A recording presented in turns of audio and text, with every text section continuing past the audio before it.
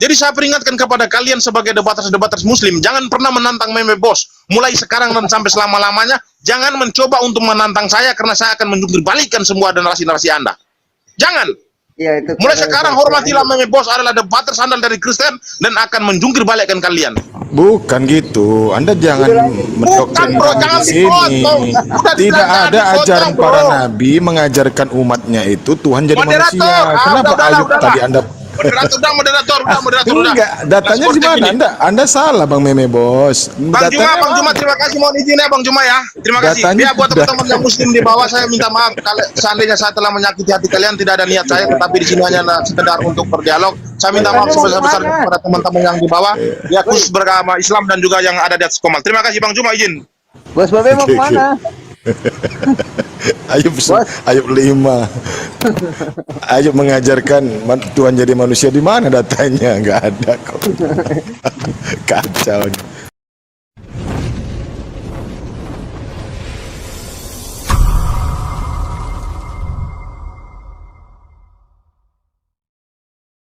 Iya, menyembah Tuhan yang benar itu seperti apa sih sebenarnya? Iya, udah silakan.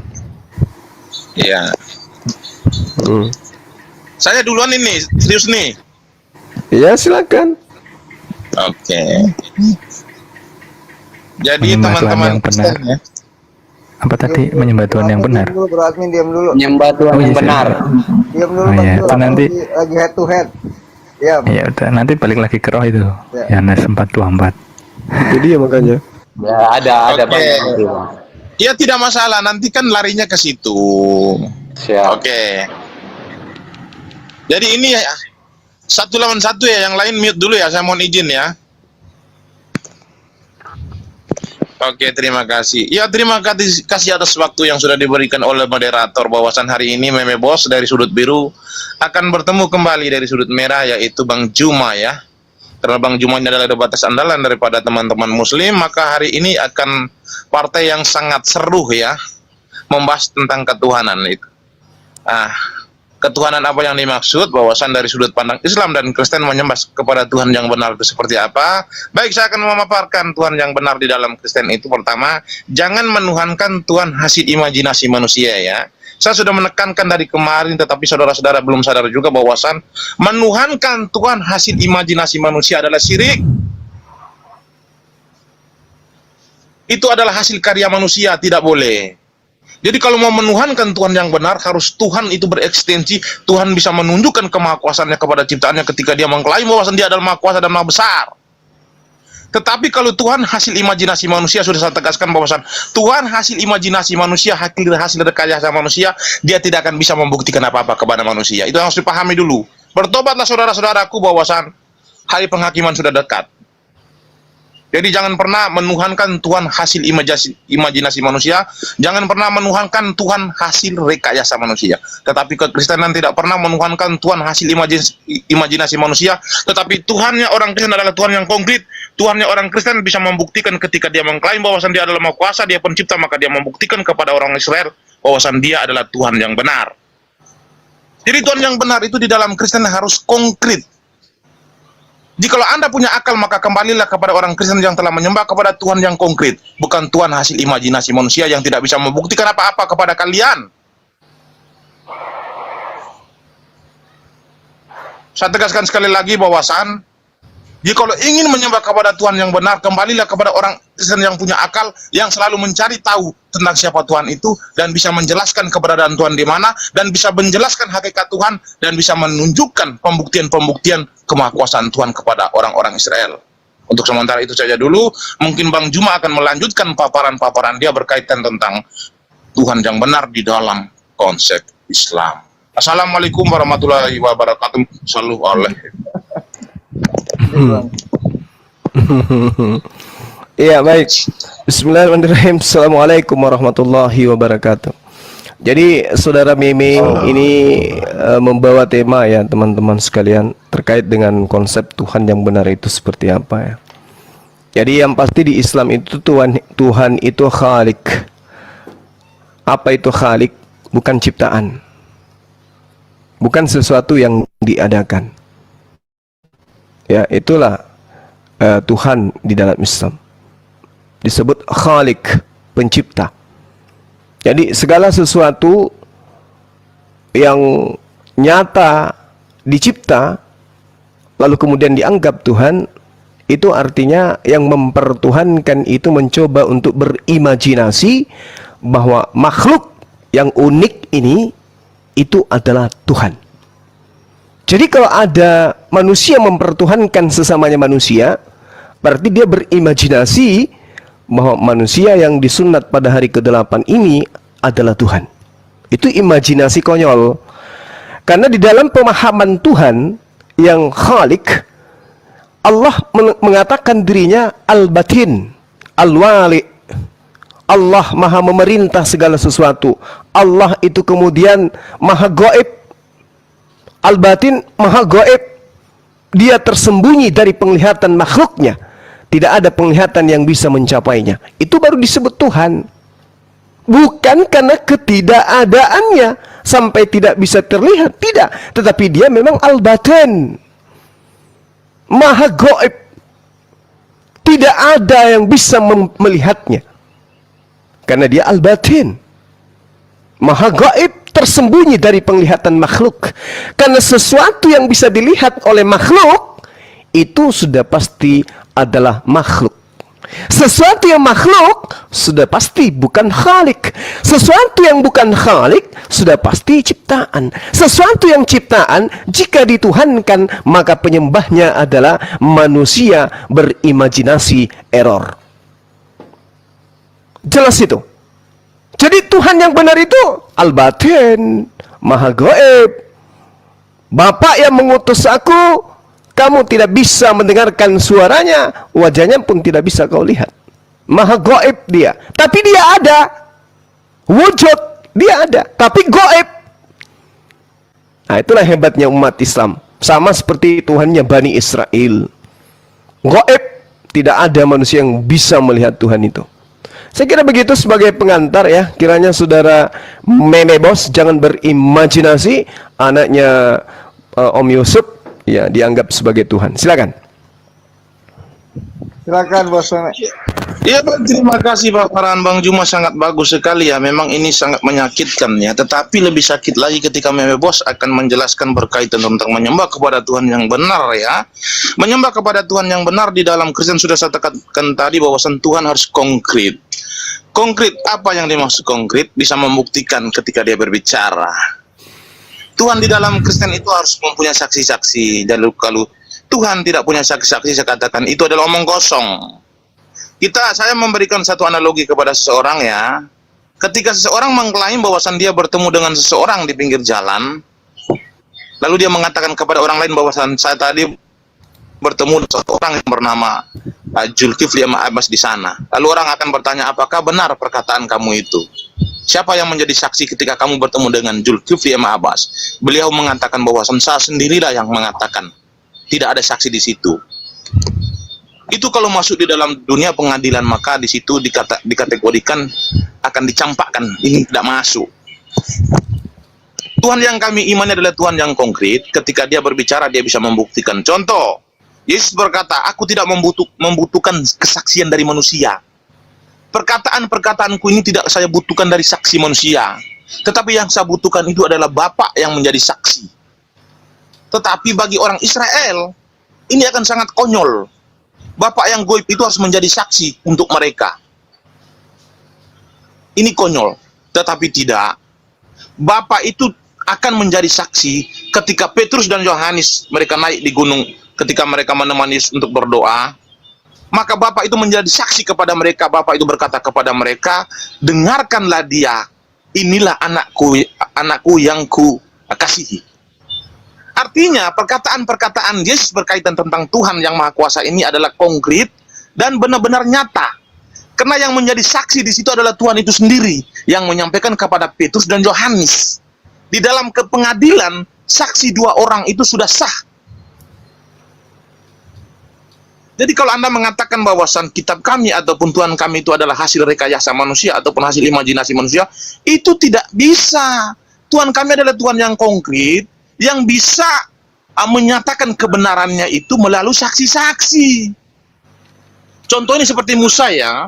Musa naik ke Gunung Horeb, lalu dia turun dari Gunung Horeb, dia mengatakan kepada orang Israel, wahai saya tadi bertemu dengan Tuhan, Tuhan itu mengaku bahwasan dia maha kuasa, maha segalanya. Memangnya orang Israel yang punya akal ini mau percaya? Ya orang itu nggak bakal percaya. Orang itu akan pasti mengatakan kepada Musa bahwa Musa, jangan berbicara kosong dan kami di sini. Memangnya kamu naik ke Gunung Horeb atau Gunung Sinai tadi, siapa yang mendampingi kamu dan siapa yang mendengar ketika kamu berbicara dengan Tuhan? Buktikan kepada kami jika memang kamu benar-benar berbicara kepada Tuhan.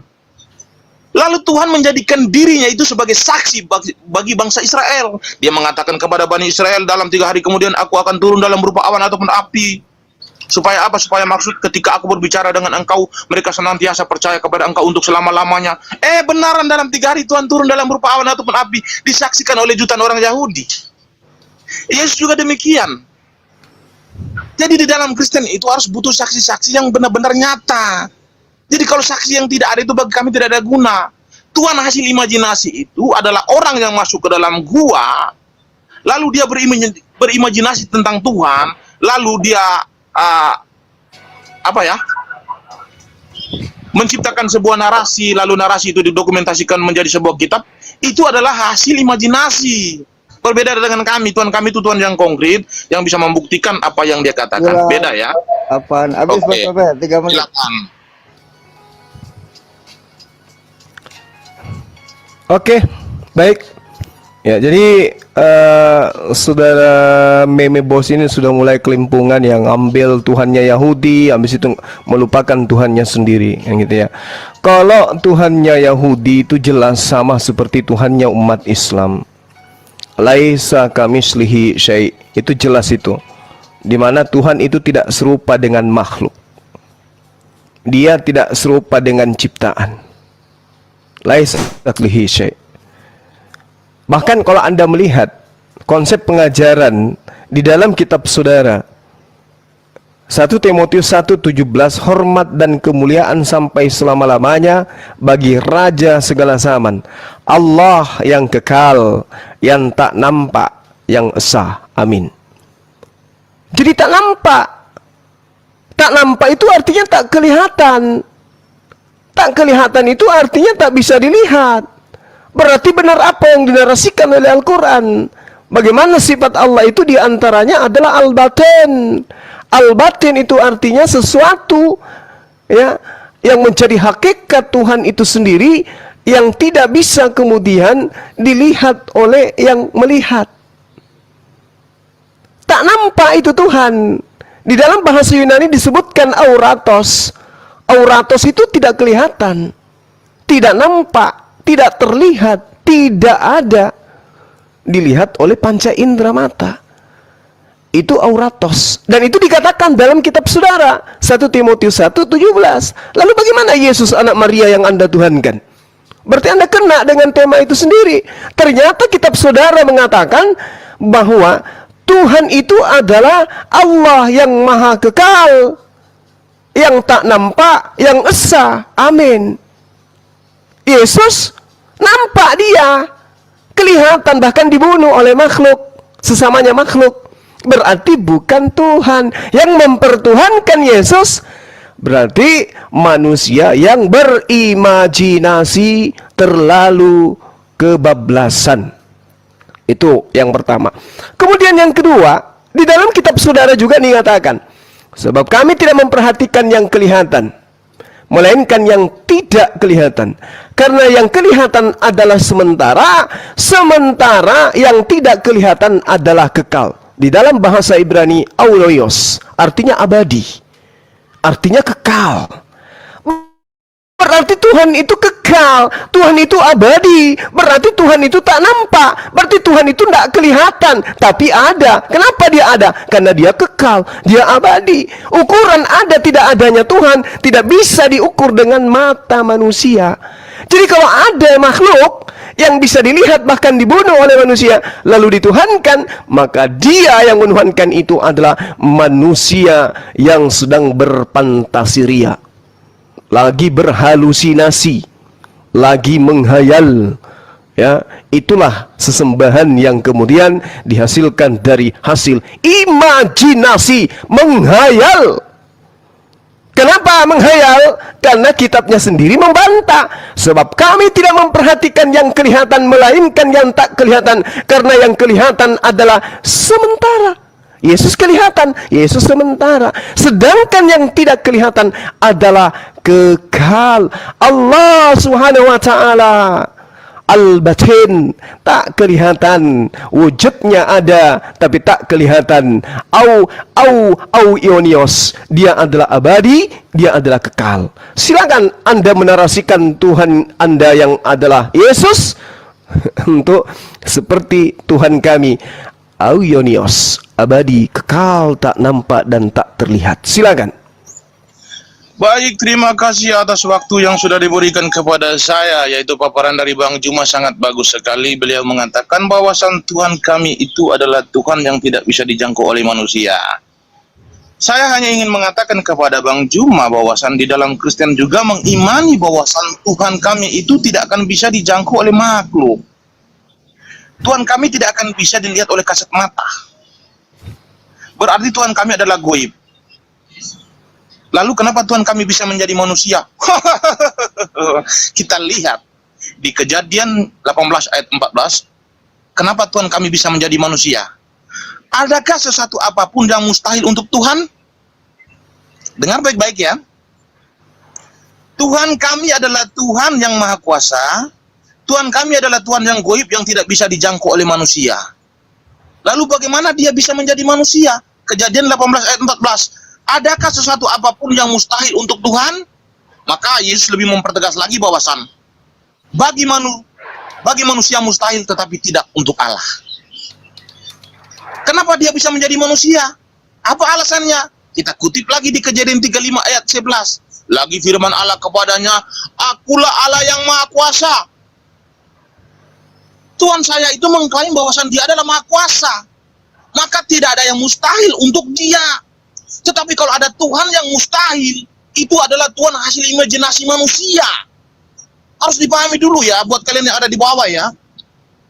Tuhan yang tidak bisa menjadi manusia adalah Tuhan hasil imajinasi manusia.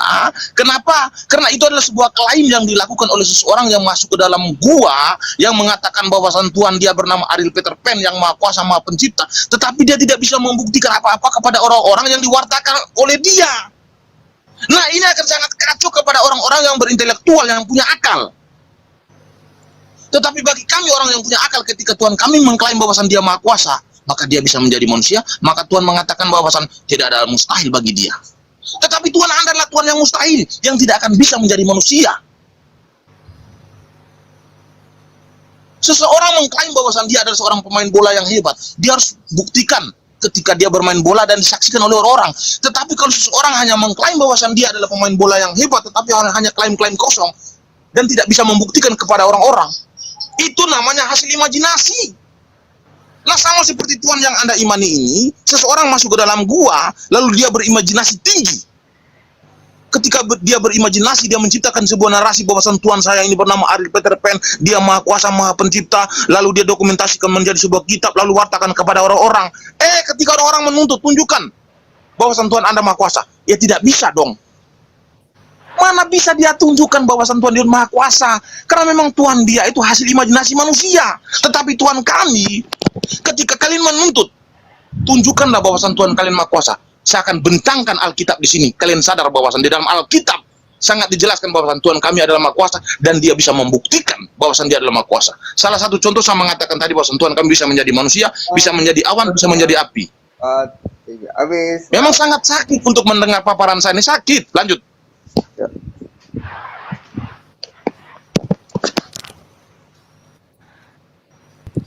Oke.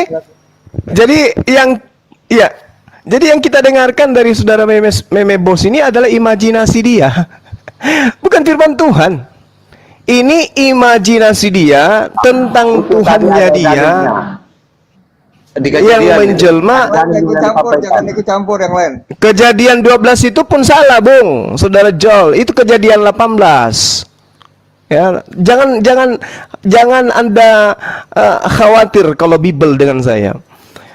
Jadi Yang Anda uraikan itu adalah imajinasi Anda. Tuhan kami maha kuasa, tidak ada yang mustahil bagi Tuhan kami, sehingga Tuhan kami bisa menjadi manusia. Itu imajinasi Anda, itu khayalan Anda, itu angan-angan Anda, itu mimpi Anda pada saat Anda tidak tidur. Karena Yesus tidak pernah mengatakan itu. Dan memang Yesus itu manusia. Dalilnya kan sudah sangat jelas. Yang menyedihkan di sini adalah ketika Anda mengatakan, Tuhan kami bukan makhluk, Yesus makhluk. Tuhan kami gaib, Yesus tidak gaib. Tuhan kami tidak terlihat, Yesus terlihat, bahkan dibunuh. Lalu, sesuatu yang terlihat, sesuatu yang makhluk, sesuatu yang nampak, sesuatu yang tidak gaib, Anda katakan Tuhan, itulah imajinasi Anda. Jadi Anda sedang menyampaikan, ini loh ketuhanan kami didukung oleh imajinasi 1.000.000%.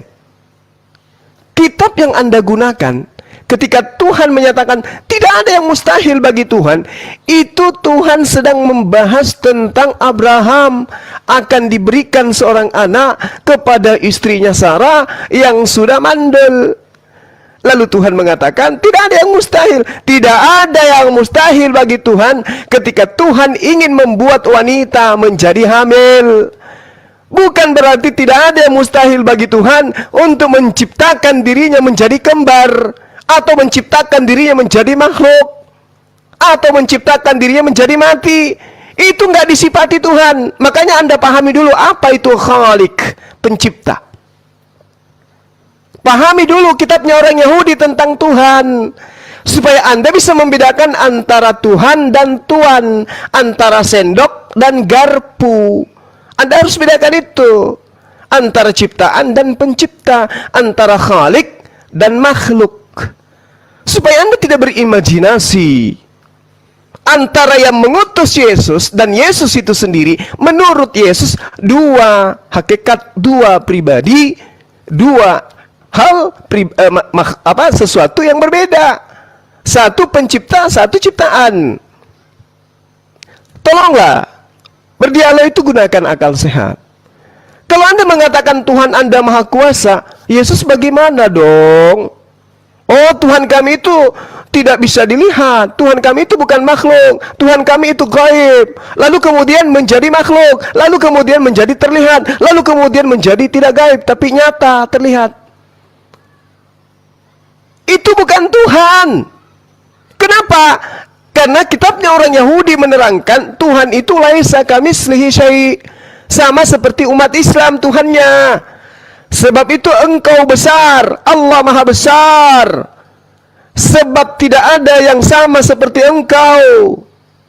Laisa kamitslihi syai', dan tidak ada Tuhan selain engkau. La ilaha illa anta. Itu jelas itu.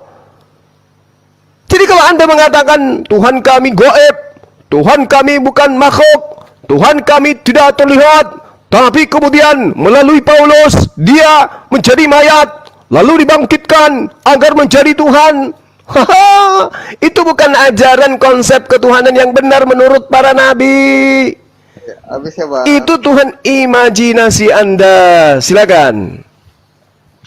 Oke, terima kasih atas waktu yang sudah diberikan oleh moderator, dan saya terima kasih kepada Bang Juma sudah mempersilahkan saya untuk memaparkan berkaitan tentang ajaran-ajaran di dalam Kristen berkaitan tentang menyembah kepada Tuhan yang benar. Baik, saya akan lanjutkan ya. Saya mengutip salah satu ayat yang ada di dalam Perjanjian Baru, yaitu di Injil Lukas ya. Injil Lukas 18 ayat 27 ya. Apa yang tidak mungkin bagi manusia, mungkin bagi Allah. Ini ditegaskan oleh Yesus. Bahwasan bagi manusia itu tidak masuk akal, tetapi untuk Tuhan semuanya akan terselesaikan oleh Dia. Saya hanya ingin mengatakan kepada kalian sebagai debaters muslim ya, saya harus mengulangi narasi saya. Sebenarnya saya sudah mengatakan kepada kalian, tetapi mungkin netizen yang di bawah belum mendengar ya. Saya hanya ingin mengatakan kepada kalian bahwasan hanya kalian inilah yang mengukur kemahakuasaan Tuhan menggunakan kemampuan dan akal logika manusia berpikir. Kalian mengukur Tuhan itu sama seperti makhluk. Seolah-olah manusia itu adalah Kalian mengukur Tuhan itu sama seperti makhluk, seolah-olah Tuhan itu adalah manusia. Jadi kalau manusia tidak bisa jadi kambing, Tuhan juga tidak mungkin jadi manusia. Manusia tidak mungkin menjadi monyet, Tuhan juga tidak mungkin menjadi awan ataupun api. Kan ini sesuatu yang aneh. Manusia bukan absolut mengukur sesuatu yang absolut. Ini bagaimana mungkin bisa terjadi? Mengukur kemampuan Tuhan menggunakan akal dan logika manusia. Ini sangat bertentangan dengan Tuhan, sangat bertentangan dengan sifat Tuhan adalah Maha Kuasa. Nah, ini harus kalian pahami ya, bahwasan Tuhan itu Maha Kuasa. Seperti sudah saya tegaskan tadi, saya mengutip di kitab Kejadian, kitab Keluaran, lalu di Matius tadi, ataupun di Lukas tadi, itu sangat jelas. Ketika Tuhan mengklaim dirinya adalah Maha Kuasa, dia harus barengi dengan perbuatan. Ketika Yesus datang ke dunia berbicara tentang surga, berbicara tentang neraka, berbicara tentang pertobatan, berbicara tentang hal-hal yang goib, apakah orang-orang Israel akan percaya begitu saja? Maka Tuhan itu datang sendiri untuk menguatkan bangsa Israel yang punya akal ini. Tuhan mengatakan kepada Petrus dan Yohanes bahwasan inilah anakku yang kukasihi, dengarkanlah dia. Artinya ketika Yesus berbicara, kalian harus percaya, karena kalian sudah menyaksikan aku berbicara langsung dengan kalian. Nah, inilah Tuhan yang hebat yang datang berbicara langsung dengan manusia. Tetapi di dalam ajaran Anda, saya tidak pernah menemukan bahwasan di dalam Al-Quran itu Tuhan itu berbicara langsung dengan manusia. Tidak ada. Ketika saya mengutip di Al-Qasas 29:30, Anda mengatakan bukan. Di situ hanya sebagai media saja. Kan itu nanti jawaban Anda. Jadi Tuhan yang Anda imani ini, ketika diklaim sebagai Maha Kuasa ini, sebenarnya tidak bisa membuktikan apa-apa di sini. Tuhan bukan konkret di sini. Tetapi Tuhan Kristen itu adalah Tuhan yang konkret. Jadi saya berharap kepada kalian ya, gunakanlah akal untuk menyembah kepada Tuhan yang benar. Tuhan yang benar sudah saya katakan tadi adalah Tuhan yang bisa membuktikan perkataannya. Ketika klaim-klaimnya itu harus dia genapi, itu baru benar. Tetapi kalau Tuhan mengklaim bahwasan dia Maha Kuasa tetapi tidak bisa membuktikan apa-apa, saya katakan ini adalah Tuhan hasil rekayasa manusia, hasil ciptaan manusia, hasil imajinasi manusia. Habis ya, Bang. Habis ya? Oh ya, maaf ya, terlalu keras, maaf ya. Lanjut, silakan. Ya bagus. Iya. Jadi saudara Meme Bos, saudara Meme Bos, Anda membawa narasi kitab Kejadian dan juga membawa narasi Lukas. Ini Anda sedang berimajinasi. Kenapa?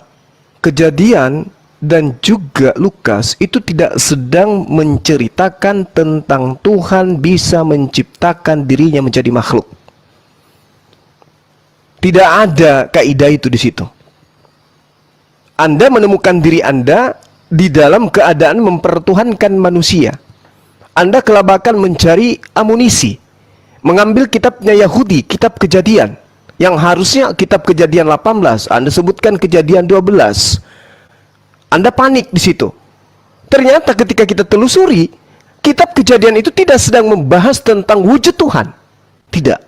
Begitu juga Lukas. Lukas yang Anda maksud itu ada Lukas 18, tidak sedang membahas tentang wujud Tuhan.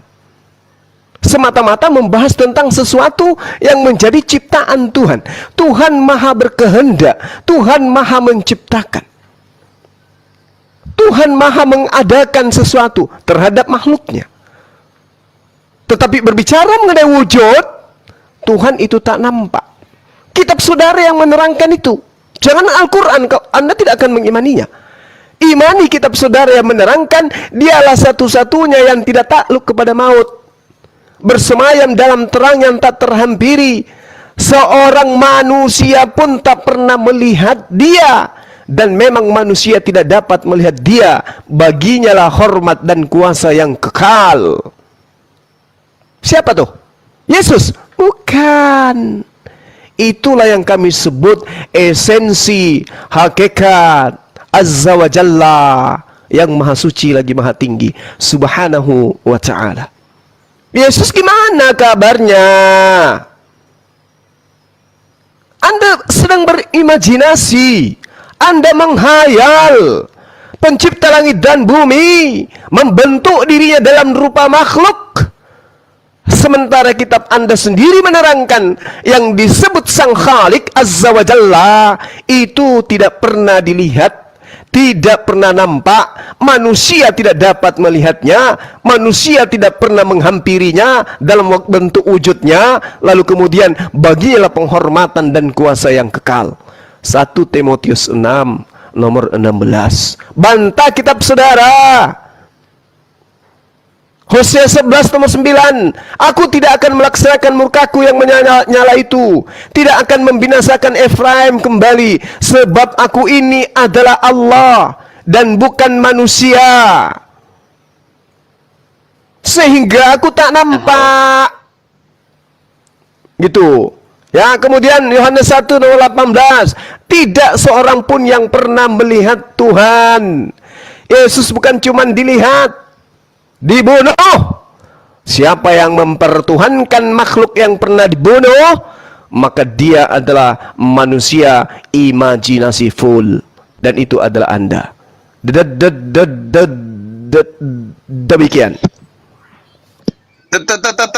Terima kasih paparan Bang Juma. Baik, terima kasih kepada moderator Saya yang sudah teringat memberikan. Bang Zuma sedikit Bang, saya teringat sama ini Mbak, itu apa Mbak Surip ya, Mbak Surip. Ini suportif dong, Eri. Enggak, saya teringat sama Mbak Surip tadi Eri, perkataan sabar, Bang Eri, Zuma. sabar. Eri, Silakan. moderator boleh saya lanjutkan, moderator? Ya bang, silakan. Bang Erik Bang, boleh terima- salat sebentar ya bang. Bentar ya lanjut. Iya. Baik. Ya Ya, baik lanjut, moderator yang sudah. Ya baik Lanjut, moderator yang sudah memberi. Ya sebentar ya. Lanjut bang. Ya oke, mute.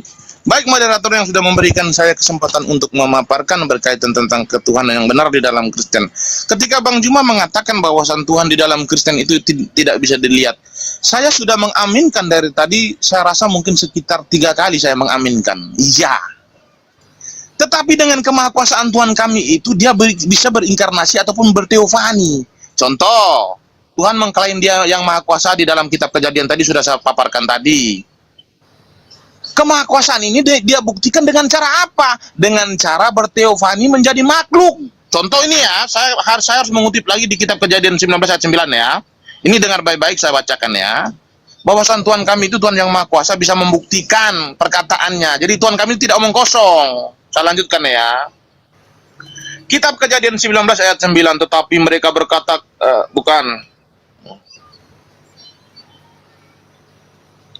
kitab Keluaran, bentar ya. Kita kutip di kitab Keluaran 19 ya. Jadi Bang Juma mengatakan bahwasan Tuhan kami itu menjadi manusia ataupun menjadi makhluk. Saya katakan iya benar. Itu untuk membuktikan kemahakuasaan dia. Makanya dia bisa menjadi makhluk. Berbeda dengan Tuhan yang Anda sembah itu tidak bisa menjadi makhluk karena itu hanyalah klaim. Klaim itu dilakukan oleh siapa? Klaim itu dilakukan oleh seseorang yang masuk ke dalam gua Hira, yang mengatakan bahwasan dia menerima firman dari Jibril, dari seorang malaikat. Katanya malaikat itu dari Tuhan sih katanya. Nah sekarang saya membuktikan kepada Bang Juma bahwasan Tuhan kami itu dia membuktikan kemahakuasaannya ya. Pertama, ketika dalam perjalanan bangsa Israel keluar dari tanah Mesir, ketika mereka sedang berada di padang gurun, mereka dalam keadaan kelaparan. Maka mereka menuntut kepada Musa, Musa, engkau membawa kami di sini hanya untuk membunuh kami. Kami di sini sedang dalam kelaparan. Tetapi apa? Musa berseru kepada Tuhan. Lalu hujan roti turun dari langit, disaksikan oleh jutaan orang Yahudi. Nah inilah satu pembuktian kemahakuasaan Tuhan itu harus disaksikan oleh banyak orang. Kejadian-kejadian seperti ini yang tidak saya temukan di dalam Al-Quran. Tidak ada. Makanya ketika saya mengatakan bahwasan Tuhan yang Anda imani hasil imajinasi, Anda harus terima. Karena memang Tuhan yang Anda klaim sebagai maha kuasa ini tidak bisa membuktikan apa-apa. Tetapi tidak untuk di dalam Alkitab. Ketika Tuhan mengklaim bahwasan dia maha kuasa, dia barengi dengan perbuatan dia dan disaksikan oleh banyak orang. Bahkan jutaan orang Yahudi yang dibawa Musa dari tanah Mesir untuk masuk ke tanah Kanaan. Mereka memungut roti itu lalu mereka memakannya. Mereka melihat dengan mata kepala sendiri Tuhan. Mereka melihat dengan mata kepala sendiri roti itu jatuh dari langit seperti hujan. Lalu ketika bangsa Israel mengeluh lagi kepada Musa, lalu Tuhan berbicara kepada Musa di Keluaran 19 ayat 9 sampai habis. Berfirmanlah Tuhan kepada Musa, sesungguhnya aku akan datang kepadamu dalam awan yang tebal dengan maksud supaya dapat didengar oleh bangsa itu apabila aku berbicara dengan engkau, dan juga supaya mereka senantiasa percaya kepadamu untuk selama-lamanya. Di sini Tuhan mengatakan bahwasan Dia akan datang dalam berupa awan ataupun api untuk berbicara langsung kepada Musa supaya bangsa Israel itu mendengarkan ketika Dia berbicara dengan Musa. Inilah satu pembuktian ketika Dia mengklaim bahwasan Dia Maha Kuasa. Dan ayat-ayat seperti ini saya tidak pernah temukan di dalam Al-Quran. Tidak ada. Karena memang apa? Karena memang itu adalah hasil imajinasi manusia. Berbeda. Oke, maaf. Silakan lanjut. Maaf kalau sudah menyakiti teman-teman yang ada di sini. Maaf ya. Enggak, santai. Ya. Jadi kalau Anda berbicara tentang hal yang kemudian Anda uraikan di dalam kitabnya agama Yahudi, itu di Islam juga sama. Di surah Al-Baqarah juga itu diterangkan bagaimana kemudian Allah menurunkan makanan dari langit. Itu yang perlu saudara pahami. Bahkan dalam pengajaran kami umat Islam, ada satu surah yang menceritakan tentang Bani Israel, di mana kemudian Allah Subhanahu wa taala itu menurunkan hidangan dari langit. Al-Maidah. Itu adalah hidangan yang diturunkan oleh Allah kepada kaumnya Nabi Musa, kaumnya Nabi Isa alaihissalam. Anda keliru di situ. Jadi Tuhan yang kami sembah itu sama. Yang menjadi permasalahan sekarang ini adalah Tuhan saudara. Tuhan saudara yang bermasalah ini, yang adalah manusia, yang adalah hasil imajinasi Paulus itu sendiri. Kenapa saya katakan itu adalah hasil imajinasi? Karena itu sama dengan cerita-cerita paganisme. Bagaimana Dewa Horus, ya, yang lahir dari perawan Isis Mary pada tanggal 25 Desember. Sama, imajinasi ini kemudian dibangun di dalam agama saudara. Kelahirannya pun ditandai dengan munculnya bintang dari timur. Coba, Anda harus memahami itu. Lalu kemudian, bagaimana Dewa Mitra yang juga lahir dari seorang perawan yang juga lahirnya tanggal 25 Desember. Imajinasi ini juga masih diaminkan di dalam agama saudara. Bagaimana Dewa Atis juga 25 Desember. Imajinasi inilah kemudian yang masuk ke dalam pengajaran agama saudara. Sehingga Yesus anak manusia ini dianggap sebagai Tuhan. Jadi Osiris dari Mesir, Wakis dari Yunani, Buddha dari India, Salifana dari Bermuda dan seterusnya, itu adalah imajinasi yang kemudian lahir dalam perspektif pemahaman tentang yang maha kuasa oleh manusia-manusia pada zamannya. Itu merupakan mitologi yang kemudian diambil dan digunakan di dalam agama saudara sebagai agama imajinasi. Itu harus Anda pahami dulu. Anda menceritakan tentang aspek ketuhanan yang dimiliki oleh orang Yahudi. Nggak usah khawatir kalau itu. Kami mengimani itu. Yang bermasalah ini di Kristen. Tuhannya Kristen ini yang bermasalah. Dia tidak gaib, dia makhluk, dia bukan khalik, dia nampak. Sementara Tuhan yang benar itu laisa kamitslihi syai'. Yeremia 10 nomor 6. Jadi mau kemana perginya Tuhan saudara? Yesus Tuhan saudara. Dia manusia. Dia manusia. Dia pernah mati. Dia pernah menjadi mayat. Bangkit. Lalu dia tidak dapat berbuat apa-apa dari dirinya sendiri. Anda tuhankan, berarti Tuhan Anda adalah hasil imajinasi. Adalah hasil fantasi. Hasil halusinasi. Hasil organisasi. Hasil imunisasi. Jadi Tuhan Anda itu gitu polanya. Siapa Tuhan yang kemudian berasal daripada halusinasi, imajinasi? Ya Tuhan saudara. Tuhannya memebas. Tuhan kami Yahudi dan Islam laisa kamitslihi syai', ada sebagai al-batin yang maha gaib, al-wujud dia ada tapi al-batin tak nampak oleh penglihatan makhluk. Dan itu diperkuat oleh kitab saudara sendiri, 1 Timotius 1:17, 2 Korintus 4:18, lalu kemudian di dalam kitab saudara 1 1 Yohanes 18, sorry. Tidak ada manusia yang dapat melihat Tuhan. Saya kira ini memang menyedihkan, tapi kalau Anda lupa nadanya nangis, ya tunda aja nangisnya dulu. Lanjut. Oke, terima kasih atas waktu yang sudah diberikan Bang Juma kepada saya. Saya ingin memaparkan kepada kalian yang ada di bawah bahwasan Tuhan kami adalah Tuhan yang Maha Kuasa. Dia bisa membuktikan ketika dia mengklaim ya. Contoh, saya sudah katakan tadi, Yesus mengatakan di Lukas tadi bahwasan mustahil bagi manusia tetapi tidak untuk Tuhan. Maka Yesus ketika dalam keadaan sebagai manusia dia mengatakan begini di Yohanes 6, aku telah turun dari surga. Lalu setelah dia mengatakan dia turun dari surga, lalu dia mendeklarasikan dirinya sebagai Tuhan dengan mengatakan kepada murid-muridnya di Yohanes 16 ayat 26 bahwasan pada saatnya nanti kamu akan berdoa dan meminta segala sesuatu dalam namaku. Maka Yohanes 15 ayat 14, jika kamu berdoa dalam namaku, aku akan melakukannya. Kalau sudah dikatakan melakukannya berarti dia mengabulkan permohonan-permohonan orang-orang ketika berdoa dalam nama dia, bukan Bapa. Berarti Tuhan sendiri adalah dia. Dari sini kita melihat bahwasan dia mendeklarasikan dirinya adalah Tuhan. Tuhan sebagai Maha Kuasa. Apakah orang-orang Israel akan mempercaya begitu saja kepada Yesus ketika dia mengatakan bahwasan pada saatnya nanti kamu akan berdoa dan meminta segala sesuatu dalam namaku? Tidak mungkin. Orang Israel salah satunya adalah murid-murid Yesus, orang yang punya akal. Bagaimana mungkin mereka begitu saja percaya kepada Yesus? Tetapi tidak. Ketika Yohanes dan Paulus pergi ke gunung, Tuhan menguatkan kepada mereka bahwasan dengarkanlah dia, inilah anak yang kukasihi, hanya kepadanya lah aku berkenan. Berarti apa yang dikatakan oleh Yesus adalah sebuah kebenaran. Maka Yesus membuktikan, dia mengatakan di Lukas 24 ayat 7 bahwa pada saat ketika anak manusia disalibkan, pada hari ketiga ia akan dibangkitkan. Dia buktikan kebenaran pada hari ketiga dia bangkit. Inilah Tuhan yang benar yang bisa membuktikan kebenaran Tuhan yang konkret. Artinya perkataan-perkataan Yesus tidak bisa kita katakan bohong. Karena Petrus dan Yohanes mendengar langsung suara Tuhan mengatakan bahwasan inilah anakku kasih, hanya kepadanya aku berkenan.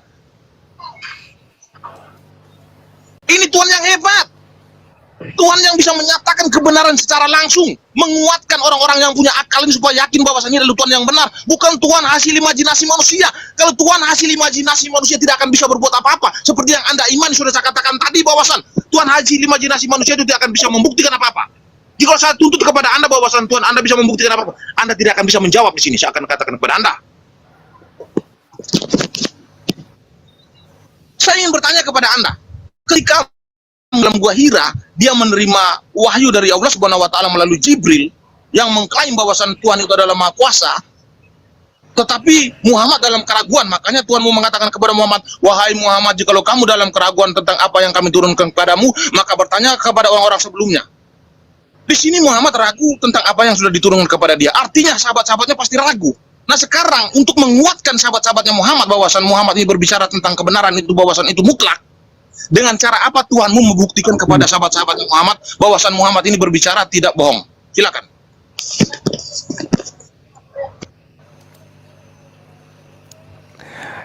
Iya, baik. Jadi terlalu jauh ya, terlalu jauh untuk membuktikan itu. Kalau saudara sendiri ribut dengan kitab saudara, terlalu jauh. Bukti bahwa sahabat-sahabat percaya tentang Allah, tentang Rasulullah, tentang Al-Quranul Karim. Sejazirah Arab itu mengimani Allah, mengimani Rasulullah, mengimani Al-Quran. Itu bukti. Sekarang apa buktinya Yesus itu adalah pencipta, bukan Tuhan imajinasi? Yerusalem tidak mempertuhankan Yesus. Selesai. Yerusalem tidak mengimani kitab saudara sebagai firman Tuhan. Selesai. Sederhana itu. Sederhana. Nah, saya ingin membantu Anda untuk memahami. Tolong pejamkan mata Anda, fungsikan kuping saudara, pegangan yang kuat. Tutup mata, tapi kuping siaga. Dengarkan saya. Ada dua hal yang mesti Anda pahami. Yang pertama, pernyataan Tuhan kepada seluruh umat manusia terkait dengan esensinya berdasarkan Bible saudara, yang cakupannya adalah umat terdahulu, umat pada masa Yesus, dan umat manusia setelahnya.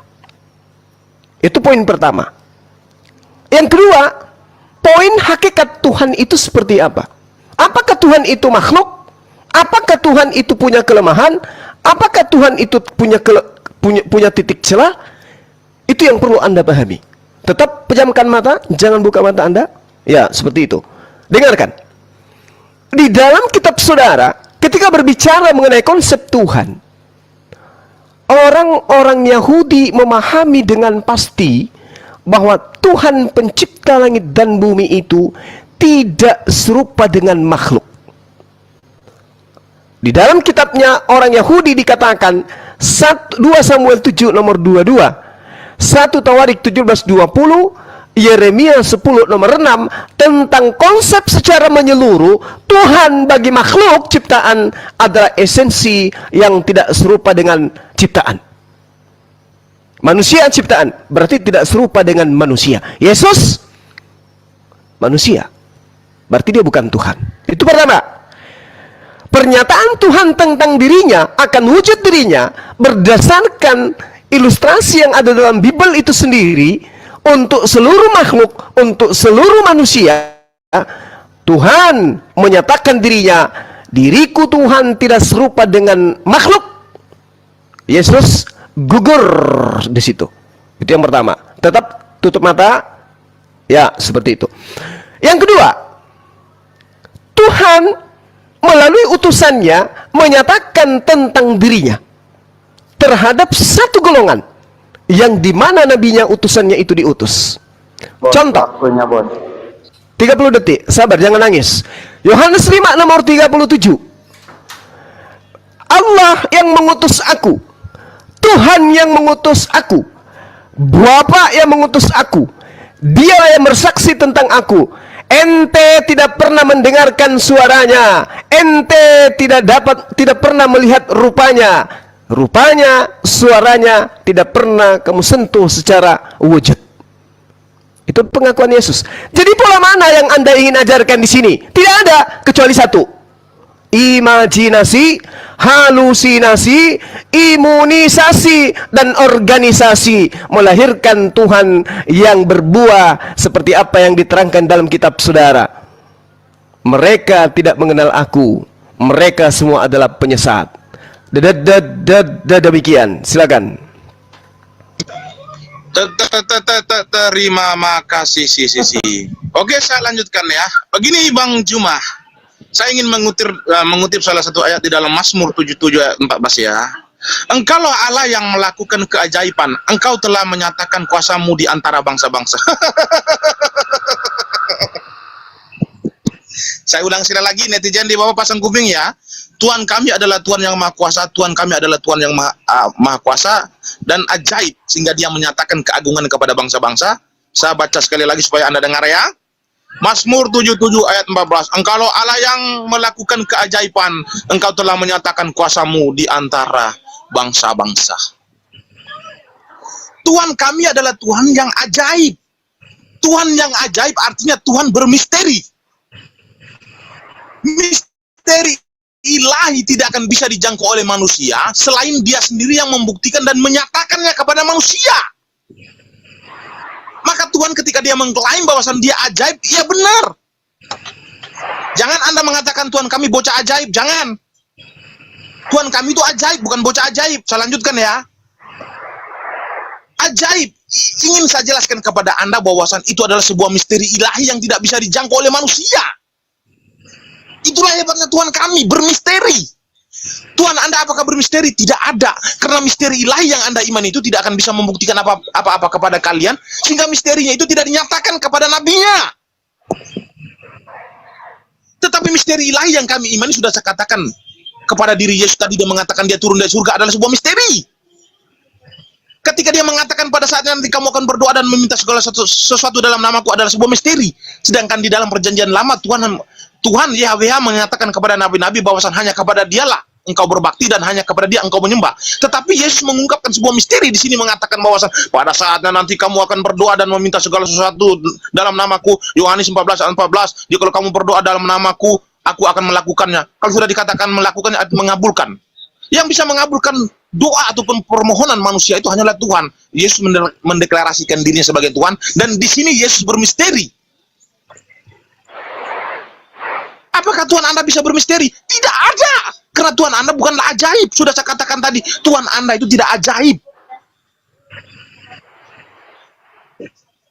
Tuhan kami itu misterinya sangat luar biasa. Lalu bagaimana dengan pembuktian-pembuktian? Sudah saya katakan tadi, ketika murid-muridnya dalam keraguan tentang apa yang dikatakan oleh Yesus, maka Tuhan itu sendiri menguatkan kepada Yohanes dan Petrus bahwasan, percayalah kepada dia, inilah anakku, kukasih hanya kepadanya engkau mendengar. Selesai, Pak. Pembuktian sudah sangat real di sini. Artinya tidak ada lagi keraguan-keraguan di dalam orang Yahudi yang mengimani Yesus sebagai Tuhan dan Juru Selamat. Yang menjadi pertanyaan di sini ketika Muhammad masuk ke dalam gua Hira yang tidak ada saksinya, lalu keluar dari dalam dengan keraguan-keraguan dia. Kenapa saya mengatakan dia ragu? Karena Tuhan mengatakan kepada Muhammad bahwasan, wahai Nabi, kepadamu maka bertanyalah kepada orang-orang sebelummu. Apa yang diturunkan? Al-Quran. Berarti Muhammad ini dalam keraguan-keraguan. Kalau Muhammad sudah ragu, berarti sahabat-sahabatnya ragu. Nah, sekarang bagaimana caranya Tuhan Anda ini menguatkan hati-hatinya sahabatnya Muhammad supaya mereka tidak ragu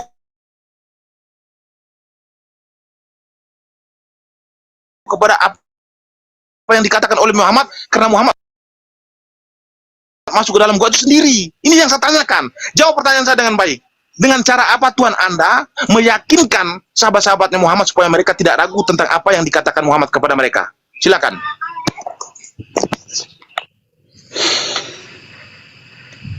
Iya. Gimana? Sekali lagi saya katakan, saudara terlalu jauh berimajinasi. Ya. Ketika kemudian Anda mengambil kitabnya orang Yahudi, Mazmur 77, engkaulah Tuhan yang melakukan keajaiban. Engkau telah menyatakan kuasamu di antara bangsa-bangsa. Kuasanya ini memang betul dinyatakan, tapi ini tidak berbicara mengenai hakikat dirinya, wujudnya. Ini berbicara mengenai keajaiban dirinya. Ini berbicara mengenai kekuasaan dirinya, bukan berbicara tentang wujud. Sementara yang kita bahas ini adalah wujud daripada Tuhan. Tuhan yang benar. Anda berimajinasi dengan mengambil kitabnya orang Yahudi, dengan mengatakan, saya ajaib, makanya lahir ajaib. Tuhan saya maha kuasa, makanya dia membangkitkan Lazarus. Tapi mohon maaf, itu imajinasi kebablasan. Kenapa? Yang dilakukan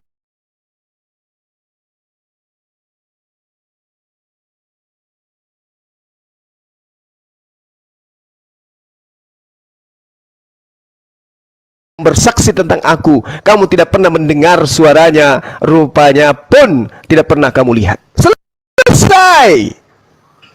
Seperti Yesus yang ajaib, lahir ajaib, Yesus yang membangkitkan secara mujizat Lazarus, bukan Tuhan. Karena Yesus terlihat. Selesai di situ sebenarnya. Anda saja yang kemudian berimajinasi terlalu tinggi, mencoba mengambil narasi-narasi dalam kitabnya orang Yahudi, tapi tidak sampai kepada poin kebenaran ketika Anda mengatakan bahwa Tuhan itu jadi makhluk. Nah, Anda bertanya tentang baginda Rasulullah Muhammad sallallahu alaihi wasallam. Jikalau engkau ragu, wahai Nabi Muhammad, bahwa engkau adalah utusanku, bahwa engkau adalah rasulku, tanyakan kepada mereka yang memegang kitab lebih dulu, yaitu Taurat, Zabur, dan Injil. Tetapi baginda Rasulullah Muhammad sallallahu alaihi wasallam sedikit pun tidak pernah ragu. Makanya beliau tidak pernah bertanya. Apakah Rasulullah ada sejarahnya bertanya kepada orang Yahudi tentang dirinya? Tidak. Apakah Rasulullah pernah bertanya kepada orang Nasrani tentang dirinya sebagai Nabi dan Rasul? Tidak. Artinya beliau tidak pernah ragu. Apa yang didengarkan, apa yang dilakukan. Iqra bismi rabbikal ladzi khalaq bil bayyinati waz zubur wa anzalna ilaika dzikr litubayyana linnas. Engkau kuutus membawa Al-Quran kepada seluruh umat manusia. Apakah beliau kemudian tidak melakukan? Beliau melakukan. Apa sebabnya? Karena beliau tidak ragu. sebenarnya ini ayat adalah ayat sindiran kepada orang-orang terdahulu. Kenapa? Bagaimana mungkin utusanku bertanya kepadamu, di mana kamu sudah merubah-rubah firmanku yang datang kepada kalian? Itu jelas dikatakan di dalam Al-Quranul Karim surah Al-Ma'idah. Mereka berubah-rubah kitab itu. Ada juga diterangkan di ayat lain. Ya ahlal kitab lima talbisunal haqqa bil batil wa taktumul haqqa wa antum ta'lamun. Wahai ahli kitab, mengapa engkau mencampur adukkan antara firmanku dengan karangan-karangan manusia? Seperti itu adanya, ya. Jadi saudara, ketika Anda mengatakan Tuhan itu imajinasi dan seterusnya, Yesus itu manusia, tetapi karena Anda adalah makhluk yang penuh dengan imajinasi, maka manusia Yesus pun Anda anggap sebagai Tuhan. Tolong sadari itu. Silakan. Ya baik, terima kasih atas wawaran Bang Juma ya, karena memang bos ini adalah debaters yang sangat handal. Saya rasa mungkin tidak akan bisa menandingi debaters meme bos ya. Oke, saya lanjutkan. Ini adalah sebuah klaim dari saya. Maaf ya, ini klaim. Hasil imajinasi saya, maka saya mengklaim bahwasan saya adalah seorang debaters yang handal. Saya akan lanjutkan paparan saya. Ketika Anda menuduh bahwasan di dalam Yohanes 5 ayat 37, Yesus mengatakan suara Tuhan tidak bisa didengar. Yang dimaksud suara Tuhan di situ tidak bisa didengar, jikalau kamu tidak percaya bahwasan Yesus adalah utusannya. Tetapi jika kamu percaya bahwasan Yesus adalah utusannya, kamu percaya bahwasan Yesus telah turun dari surga, kamu percaya bahwasan Yesus adalah anak Allah, kamu percaya dengan perkataan-perkataan Yesus bahwasan kamu akan berdoa dalam nama Dia, maka kamu akan mendengarkan suaranya, yaitu di Yohanes 5 ayat 38-nya. 37-nya mengatakan demikian, tetapi jawabannya di 38. Kalau Yesus mengatakan suara Tuhan tidak bisa didengar, maka akan menjadi kontradiksi dengan perjanjian lama ketika Tuhan berbicara dengan nabi-nabi secara langsung, seperti di Keluaran 3 ayat 1 sampai habis, Keluaran 19, atau di zaman Abraham, Yesaya, Yeskiel. Tetapi tidak untuk itu. Yesus tidak berkontradiksi, karena Dia mengatakan bahwasan jikalau kamu tidak percaya bahwasan Aku adalah Dia, kamu akan mati dalam dosamu. Kalau kamu tidak percaya bahwasan Aku adalah Dia, kamu tidak akan pernah mendengar suara Tuhan. Tetapi kalau kamu percaya bahwasan Aku adalah Mesias itu, maka kamu akan mendengarkan suara Tuhan. Itu jawabannya di Yohanes 5 ayat 38-nya. Sekali lagi saya ingin mengatakan kepada kalian bahwasan, saya ingin menegaskan sekali lagi bahwasan orang Kristen juga mengimani bahwasan Tuhan itu tidak bisa dijangkau oleh manusia, tetapi dengan kemahakuasaan Dia bisa berinkarnasi ataupun berteofani menjadi makhluk, karena Dia adalah Tuhan yang ajaib. Tuhan Anda bukanlah Tuhan yang ajaib, karena di dalam Al-Quran saya tidak pernah menemukan bahwasan Tuhan Anda adalah Tuhan yang ajaib. Berbeda jauh sekali. Tuhan yang benar-benar Tuhan dengan Tuhan yang bukan benar-benar Tuhan ini, di sini kita bisa membedakan. Tuhan yang benar-benar Tuhan adalah Tuhan saya, yang bisa membuktikan perkataannya. Tetapi Tuhan yang bukan benar-benar Tuhan adalah Dia tidak bisa membuktikan perkataan. Kenapa Dia tidak bisa membuktikan perkataan? Karena memang hasil imajinasi manusia. Saya memberikan satu analogi kepada Bang Juma supaya Bang Juma paham. Saya bisa menciptakan Tuhan. Saya membalikkan keadaan bahwasan bukan Tuhan lagi menciptakan saya, tetapi saya bisa menciptakan Tuhan dengan mengatakan saya bisa masuk ke dalam gua, saya membawa pena satu, lalu membawa buku satu, saya berimajinasi tentang Tuhan di situ, lalu saya berimajinasi, lalu saya bernarasi tentang Tuhan, bahwasan Tuhan itu adalah Maha Pencipta, Maha Segalanya, Maha Kuasa, namanya ada Ariel Peter Pan, lalu saya mendokumentasikan menjadi sebuah kitab, lalu saya wartakan kepada orang-orang. Bisa saya lakukan itu, bisa saya ciptakan, saya bisa menciptakan Tuhan. Maka itu ketika orang-orang menuntut kepada saya, buktikan kemahakuasaan Tuhan Anda yang Anda wartakan kepada kami, modar, nggak bisa. Ya karena memang Tuhan itu hasil imajinasi saya, makanya saya tidak bisa membuktikan apa-apa kepada mereka. Tetapi tidak untuk Alkitab, sudah saya jelaskan dari tadi bahwasan Tuhan Alkitab adalah Tuhan yang ajaib, bermisteri. Misteri ilahi yang sangat kuat di dalam Alkitab, yang tidak bisa ditandingin oleh Al-Quran.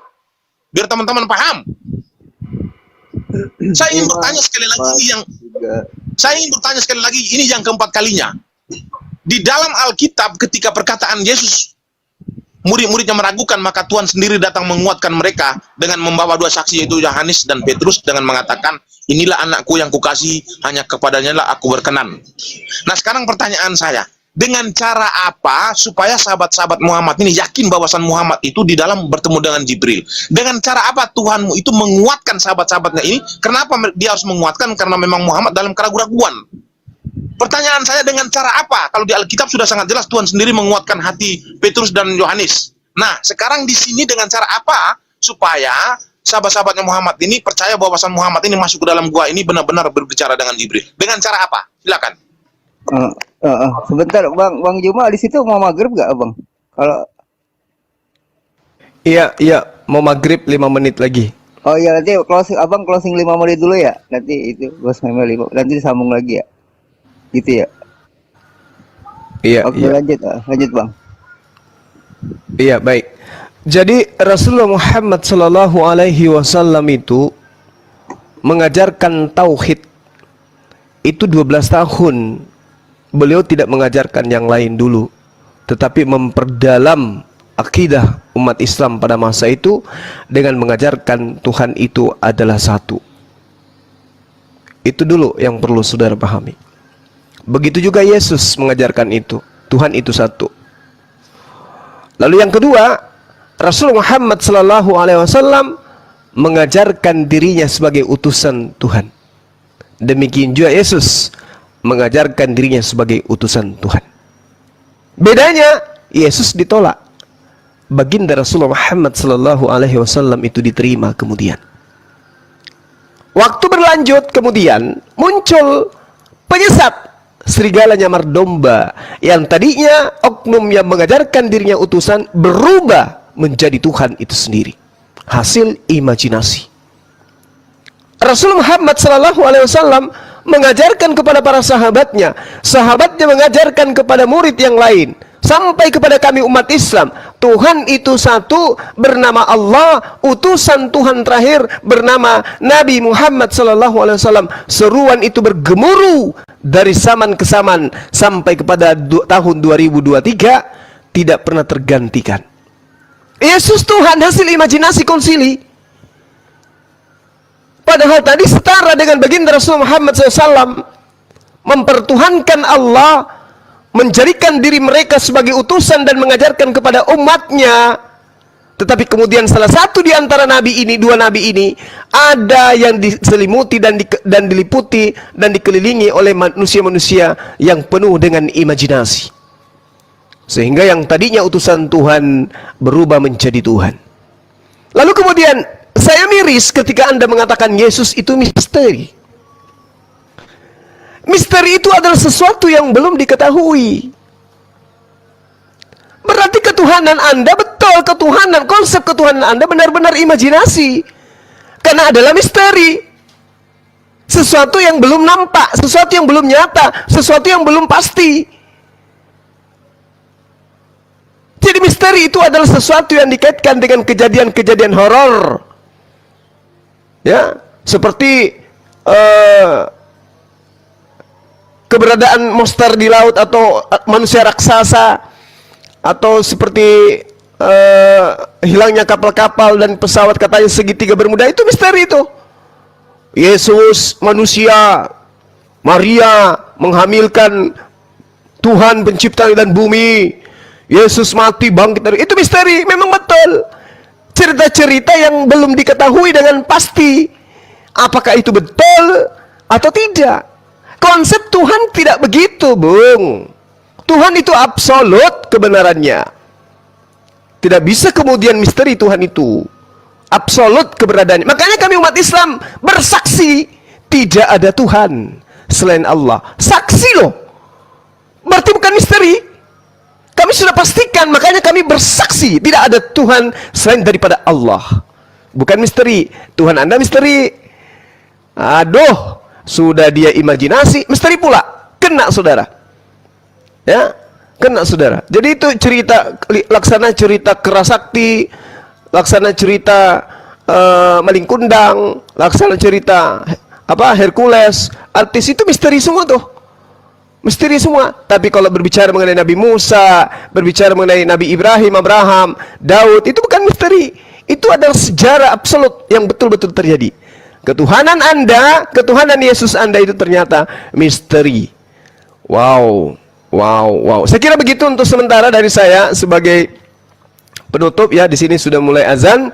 Kiranya apa yang menjadi pilihan saudara dalam materi ini, Anda bisa renungkan kemudian bahwa Tuhan Anda adalah Tuhan hasil imajinasi konsili dan imajinasi umat Kristen itu sendiri mempertuhankan anak Maria itu sebagai Tuhan, di mana justru anak Maria ini mengajarkan dirinya adalah utusan Tuhan kepada Bani Israel. Demikian, salam tauhid, salam satu Tuhan. Assalamualaikum warahmatullahi wabarakatuh. Takbir.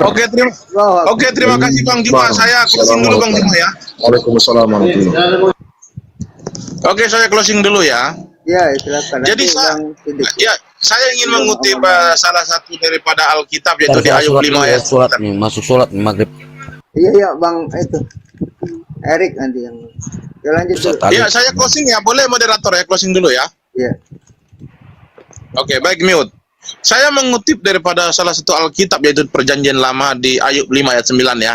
Ini tolong teman di bawah dengar baik-baik apa yang saya bacakan ya.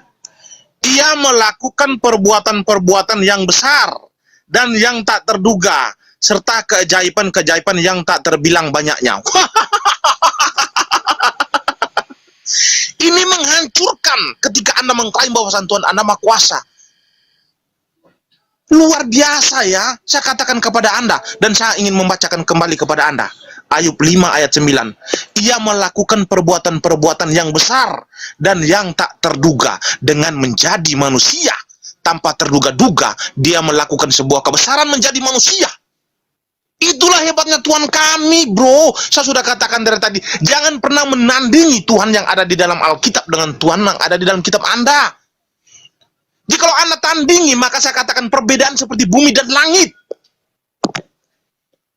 Tuhan kami itu melakukan berbagai macam keajaiban-keajaiban menjadi manusia, menjadi awan, menjadi api, untuk menunjukkan ekstensinya sebagai Maha Kuasa terhadap manusia.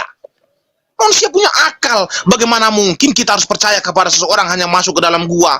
Bagaimana mungkin kita hanya percaya kepada seseorang yang naik ke atas gunung Sinai? Itu tidak mungkin.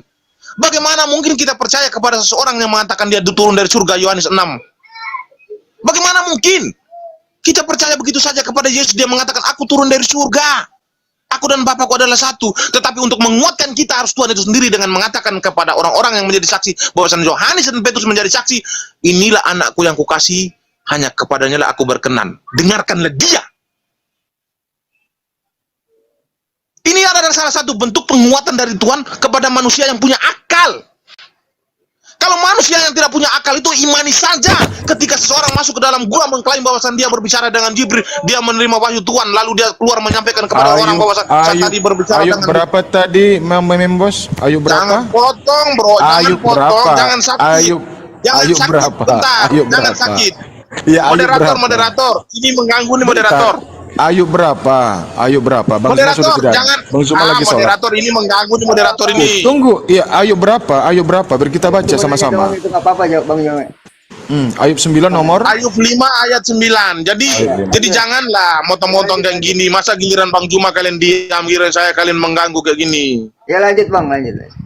Cuma nanya. Jadi saya peringatkan kepada kalian sebagai debaters muslim, jangan pernah menantang meme bos. Mulai sekarang dan sampai selama-lamanya, jangan mencoba untuk menantang saya, karena saya akan menjungkir balikan semua narasi-narasi Anda. Jangan. Ya, itu mulai sekarang hormatilah meme bos adalah debaters andal dari Kristen dan akan menjungkir balikkan kalian. Bukan gitu. Anda jangan mendoktrin di sini. Tidak ada ajaran para nabi mengajarkan umatnya itu Tuhan jadi manusia. Kenapa Ayub tadi Anda Moderator. Enggak, datanya di mana? Anda salah Bang Meme Bos. Bang Juma, terima kasih, mohon izin ya Bang Juma ya. Terima kasih. Ya, buat teman-teman yang muslim di bawah, saya minta maaf kalau seandainya saya telah menyakiti hati kalian, tidak ada niat saya, tetapi di sini hanya sekedar untuk berdialog. Saya minta maaf sebesar-besarnya kepada teman-teman yang di bawah, ya khusus beragama Islam dan juga yang ada di atas komal. Terima kasih Bang Juma, izin. Bos Babe mau kemana? Ayub 5. Ayub mengajarkan Tuhan jadi manusia, di mana datanya? Nggak ada kok. Kacau.